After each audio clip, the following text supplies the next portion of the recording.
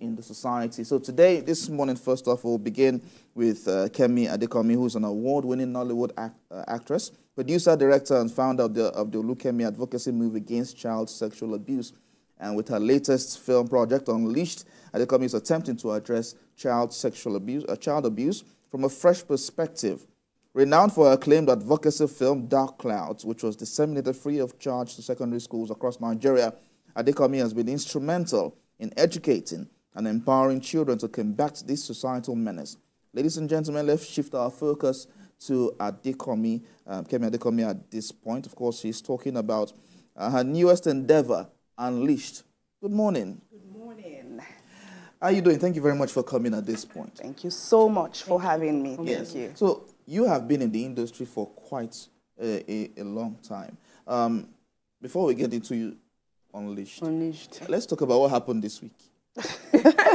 Do you want to do this? Yes, yes, I want to. Okay. On the issue of the best dressed. Yes, what is your take?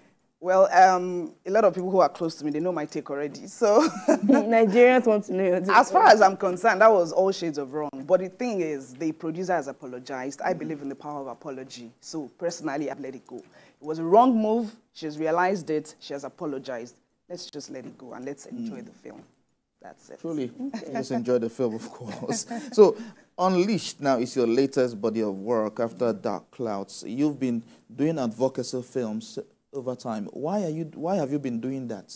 Okay, so first off, a lot of people have asked me what inspired my move to take on this particular advocacy. And some said, were you abused as a child? But interestingly, the answer is no.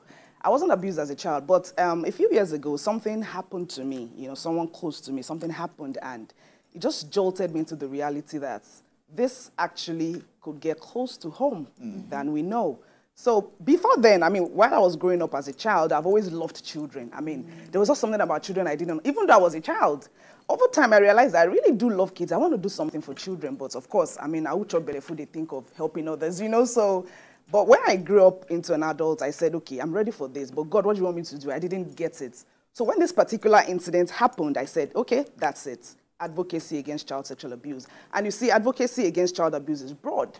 I chose child sexual abuse particularly because inspiration came from something that happened to someone close to me. And I decided, okay, as a filmmaker, I can lend my voice through making films. Apart from that, the advocacy also, we've done workshops, we do social media campaigns, quite a number of things, just to help at least curtail this menace. Even though sometimes I feel like, is this really going to ever end? Like, it just seems it's appalling. But you see, the thing is, like I was telling someone in a WhatsApp group yesterday, we all cannot say, consign me. We just have to keep trying. Do your bits and leave the rest. So that's where the dream came from. Well, how's the journey been from studying microbiology to going into film, to producing, to directing, and now to taking up some advocacy work?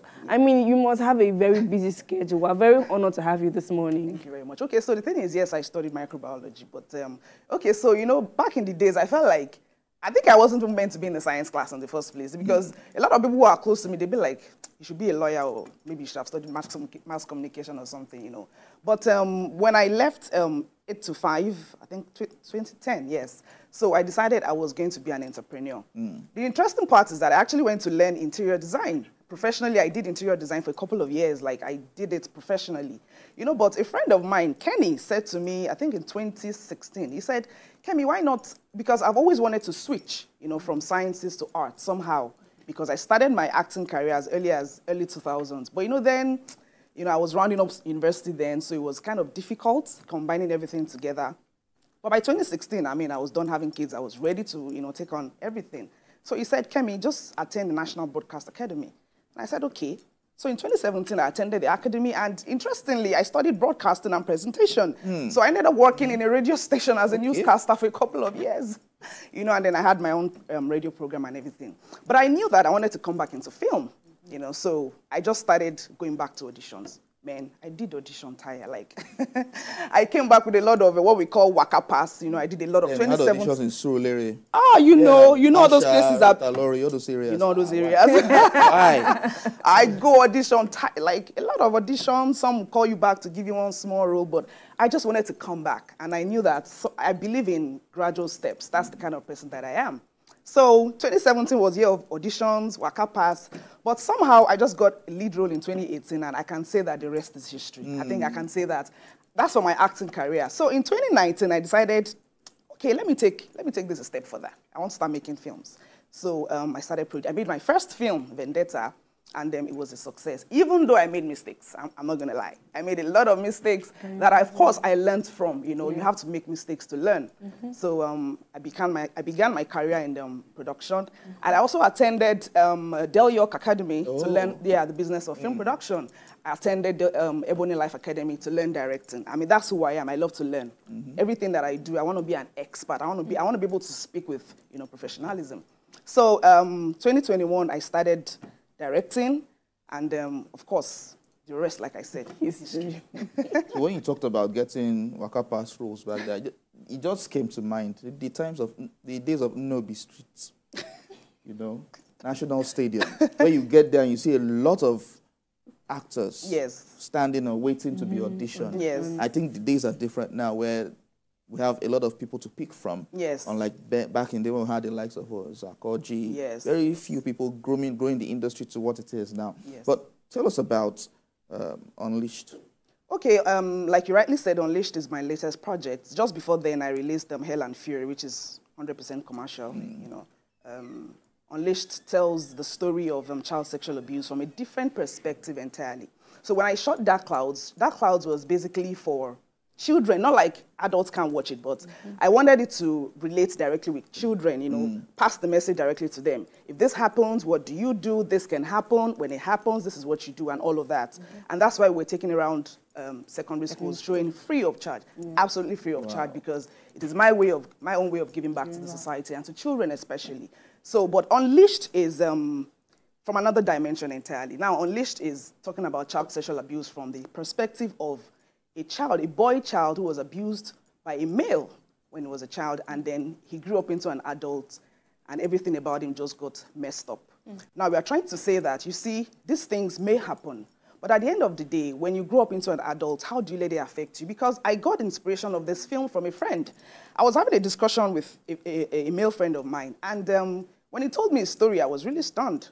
I don't know if it's something I can share, but, well, he's married, but he told me some things. I'm like, okay. Like, I can't believe you went through that. Yeah, like I don't know if it's okay to talk about it, but he said it tends to like something, and I'm like, why? Why is this happening? And it took me back to his childhood. And that inspired me to tell this story from that perspective. Abusing a boy child, by a male, and how he grew up to become what he became. It's a very emotional story that I strongly believe that people relate with.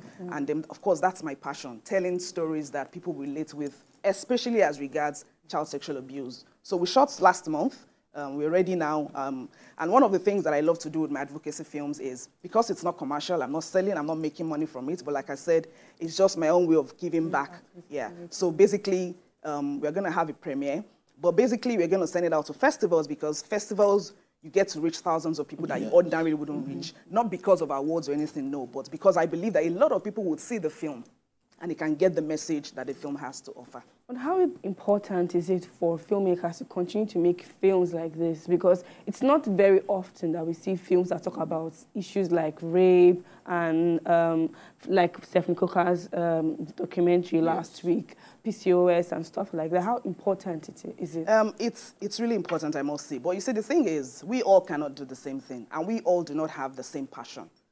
People who are close to me know how passionate. In fact, they threw me out of one WhatsApp group recently because I was, I'm so passionate about it that it's just me, it's just who I am.